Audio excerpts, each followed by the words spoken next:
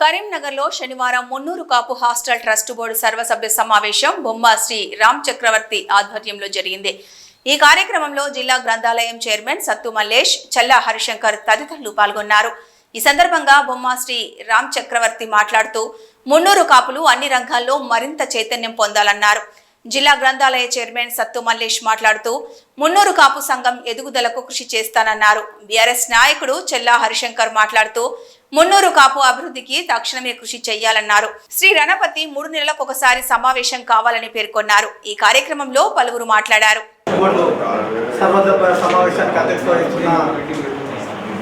మన trust chairman Shri Ram చక్రవర్తి గారికి, అదేవిధంగా ఈరోజు మన పోస్ట్ ఈరోజు మీటింగ్ అరేంజ్ చేసిన మా అమ్మ వెంకన్న గారికి, ఆర్గనైజ్ సెక్రటరీగా అందరి కలిపేందుకు ముందుంటున్న మా నవన్న గారికి, మరి ఇలా మనకు అతిథిగా ఇచ్చేసిన కుల బాంధవులు, కులంతోనే నాకు కూడా కులంతోనే పరిచయమైన గ్రంథాలయ చైర్మన్, కరీంనగర్ గ్రంథాలయ చైర్మన్ అయిన సత్తు మల్లేశవన్న గారికి, ట్రస్ట్ బోర్డు మెంబర్లందరికీ సాయంకాలం నమస్కారం తెలియజేస్తూ, ముఖ్యంగా 24 సంవత్సరాలు అయింది.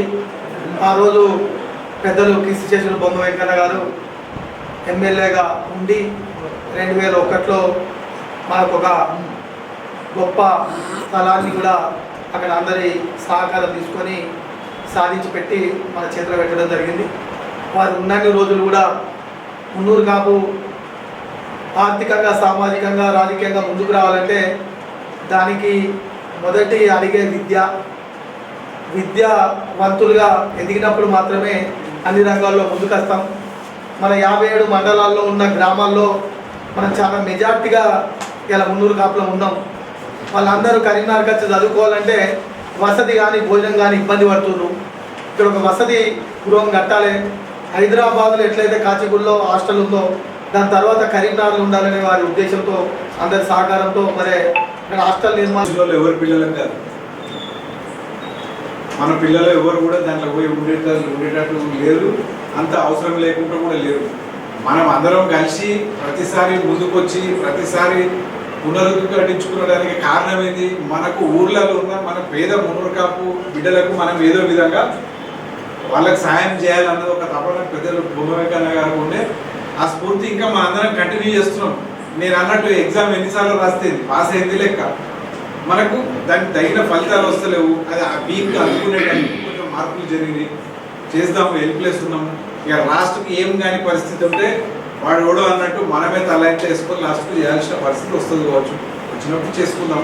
దానికి కొంచెం సమయం ఇచ్చి ఇవన్నీ పక్కకు పెడితే ఆర్థిక పరిస్థితులు కూడా స్టేట్ గవర్నమెంట్లో కూడా అడగంగానే 5 కోట్లు 10 కోట్లు ఇచ్చే పరిస్థితి లేదు.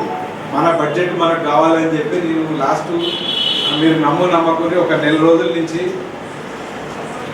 ప్రభాకర్ అన్న గారిని సంబంధించి శ్రీధరణ అయితే ఎవరున్న జిల్లాల మనకు సంబంధించిన ముఖ్య నాయకులందరికీ, ప్రత్యేకంగా ఆదిశీనన్న గారికి, అన్న ఈ మార్చి వస్తే 50 కోట్లు ల్యాబ్స్ అయితే మీరు కార్పొరేషన్ చైర్మన్ ఎవరికి ఇస్తూ ఆఫీస్ ఏడు ఉండేది మాకు సంబంధం లేదు, ఓ అకౌంట్ క్రియేట్ చేసి దీంట్లో 50 అయితే 50, 30 అయితే 30 వేయించున్నా మళ్ళీ మనం వాడుకోవచ్చు అని చెప్పి. అకౌంట్లకు పైసలు రాకపోతే అవి ల్యాబ్స్ అయితే పోయినట్టు ఇక గవర్నమెంట్ ఇయ్యదు. అంటే పోయిన ఇయర్ 50 కోట్లు ప్రతి సంఘానికి ఇచ్చింది. మనం ఒక్కలేమే కాదు, అన్ని సంఘాలు వాడుకోలేదు. కానీ ప్రధానంగా రాష్ట్రంలో ఉన్న బీసీ సంఘాలలో పెద్ద ఆర్థికంగా కానీ, రాజకీయంగా కానీ, సామాజికంగా కానీ ఉన్నాయి మున్నూరు కాపులు, గౌడ్స్, పద్మశాలీలు, ముదిరాజు మేజర్గా. ఈ 4 కమ్యూనిటీసే బీసీ అంటే డ్రైవ్ చేసేది. లీడర్షిప్ కూడా దీంట్లోకి వెళ్ళి వస్తుంది ఎక్కువ. వాళ్ళు కూడా ఎవరు తీసుకోలేదు. ఎందుకంటే ఇప్పుడు వాళ్ళని కొందరితో మాట్లాడితే వాళ్ళే అంటున్నారు, ఫస్ట్ మీరు చేయించుకున్న పోయి మీతోనే అవుతుంది, మీరు చేయించుకున్నాక మాకు ఎట్లా రావు, మేము మా చూసుకుంటాం అంటున్నాం. ఇక లాస్ట్కి అయితే మొన్న ఏం చెప్పినాము, 10-15 కోట్లన్నా అకౌంట్ ఓపెన్ చేసి వేయించుకున్నాం అంటున్నాం. మనం మున్నూరు కాపు ఫైనాన్స్ కార్పొరేషన్ అనేది ఒక అకౌంట్ ఓపెన్ చేసి 5 కోట్లు 10 కోట్లు ఎన్నైతే ఎన్ని ఆ అకౌంట్ స్టార్ట్ కోసం వేయిస్తారు చూడు. ఫస్ట్ అది వేయించినాక ఆ పేద పిల్లలకు మనము మన సొంత స్కాలర్షిప్ సిస్టమ్ వల్ల దానికి ఒక ఫ్రేమ్వర్క్ చేస్తుంది. హైదరాబాద్లో చాలాసార్లు సిటీలు అయినాయి.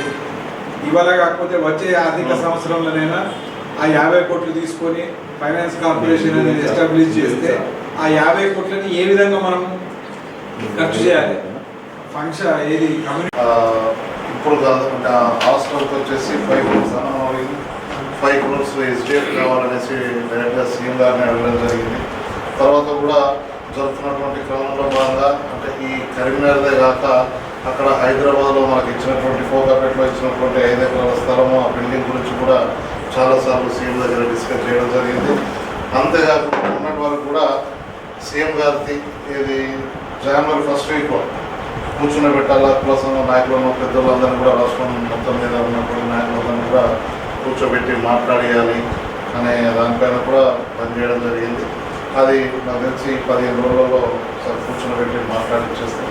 మన కులానికి కావాల్సినటువంటి ఏదున్నా కూడా అంటే ముఖ్యంగా నా విషయానికి వచ్చేసరికి పర్సనల్గా ఇక్కడ నేను అప్పుడు కమిటీలో తిరిగినప్పుడు అందరితో పరిచయం కానీ పార్టీ పరంగా మాత్రం ఏం చేయలేని పరిస్థితిలో ఉన్నాను. నేను ఏదైనా కూడా ఆదిలాబాద్ ఇన్ఛార్జ్గా వివరించి ఆదిలాబాద్లో నాకు తెలిసి నేను ఒక 6-7 కమ్యూనిటీ హాళ్లకు బండ పంపిస్తున్నాను. ఇక్కడికి స్వతహాగా నా సొంత ఖర్చులతో కూడా ఆల్మోస్ట్ ఒక 5,000 మీటర్ల వరకు నేను పంపించడం జరిగింది.